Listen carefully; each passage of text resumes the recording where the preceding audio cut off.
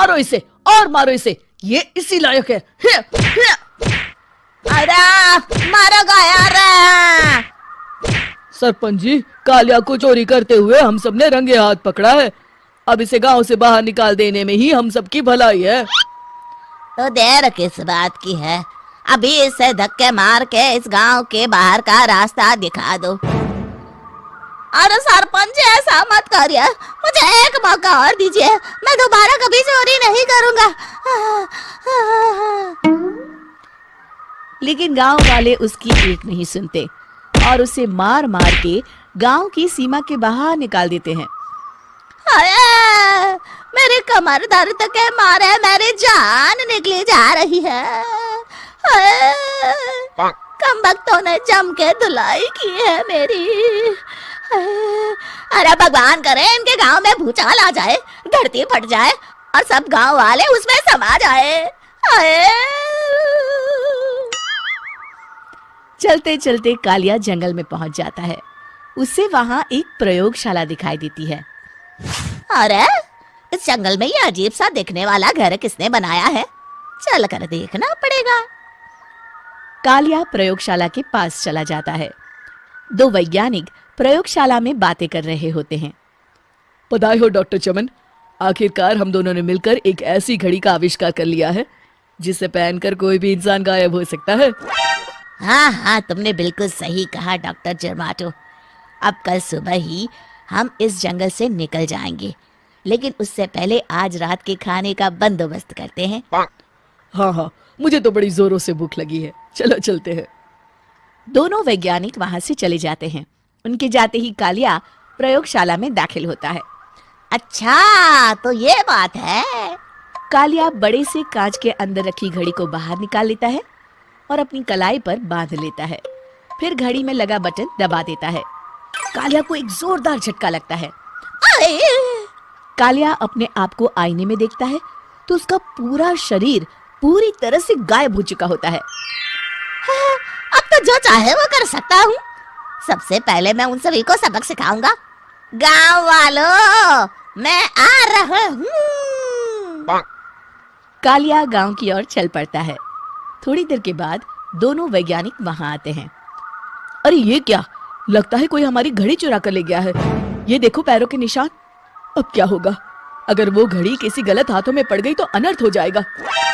तुम चिंता मत करो, हमारी घड़ी में जो बैटरी लगी है ना, वो सिर्फ 24 घंटे चलेगी। उसके बाद वो घड़ी काम करना बंद कर देगी। उधर दूसरी तरफ गांव में सरपंच अपने घर में सो रहा होता है।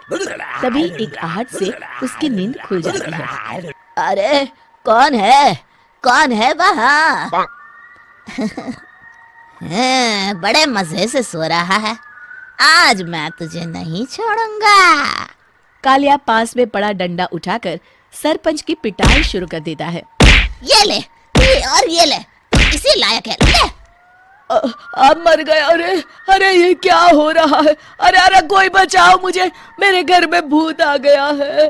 सही कहा, मैं भूत ही तो हूँ, ये ले। अरे भूत जी, मैंने आपका क्या बिगाड़ा है, मुझे छोड़ दीजिए। आपको क्या चाहिए? तेरे घर में जितना भी पैसा है ना, मुझे ला कर दे दे, तब मैं तुझे छोड़ दूंगा और यहाँ से चला जाऊंगा। सरपंच अपनी तिजोरी से पैसे निकालकर एक बड़े कपड़े में बांधकर जमीन पर रख देता है और कालिया वो सारा पैसा लेकर वहां से चला जाता है।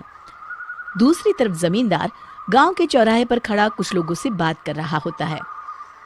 इस कमीने जमींदार ने भी मुझे बहुत पीटा था, इससे भी बदला लेना तो बनता है। हाँ? जमींदार अचानक अपने आप को चांटे मारने लगता है।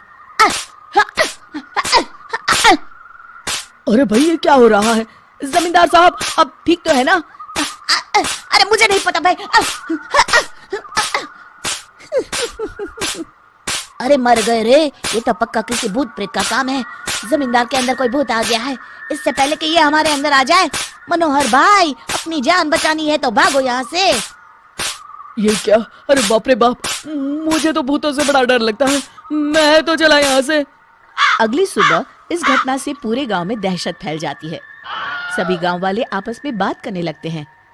अरे भाई, पता नहीं कहां से हमारे गांव में एक भूत आ गया है। उसने कल रात को सरपंच और जमींदार की खूब पिटाई की और उनके सारे पैसे भी लेकर चला गया। हाँ भाई हाँ, ये भूत तो मुझे बड़ा अजीब लगता है। मेरी समझ में नहीं आता कि भूत उन पैसों का करेगा क्या। अरे तेल में पकोड़े बना के तलेगा, बेवकूफ। इस बात की चिंता करके कहीं वो भूत हमारे घर में ना आ जाए। तुम बिल्कुल सही कह रहे हो आर्या, मैं भी इसी बात से घबरा रहा हूँ। अच्छा, अब मैं अपने घर जा रहा हूँ, तुम सब भी अपने अपने घर चले जाओ। उस भूत का कोई भरोसा नहीं है। हाँ। तीनों वहां से चले जाते हैं। दूसरी तरफ कालिया सारे पैसों को एक खंडर में छुपा देता है। इतने सारे रुपए तो मैंने अपनी पूरी जिंदगी में एक साथ कभी नहीं देखे। इस तरह कुछ दिनों में मैं अमीर बन जाऊंगा। आज मैं उस मोटे बब्बन को अपना शिकार बनाऊंगा। सुना है दहेज में बहुत सारे पैसे और गहने मिले हैं उसे। रात होते ही कालिया बब्बन के घर में घुस जाता है। हाँ, मिल गई तिजोरी। अब जल्दी से इसे खोलकर सारे पैसे निकाल लेता हूँ।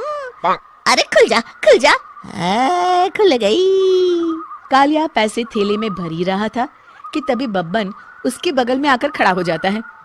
भाई क्या कर रहा है हाँ? अरे हट। अरे तेरी इतनी हिम्मत, मैं तेरे सामने खड़ा हूँ और तू फिर भी मेरी तिजोरी से पैसे चुरा रहा है। अरे मैं तो गायब हूँ, तू मुझे कैसे देख रहा है? कालिया अपनी घड़ी को देखता है। अरे इसे क्या हो गया है? हाय, लगता है बैटरी खत्म हो गई। अच्छा, तो आज मैं तेरी बैटरी अच्छे से चार्ज कर देता हूँ। अरे भाग्यवान, जरा मेरा डंडा तो लाना। ये मोटा मुझे नहीं छोड़ेगा। अरे भागो।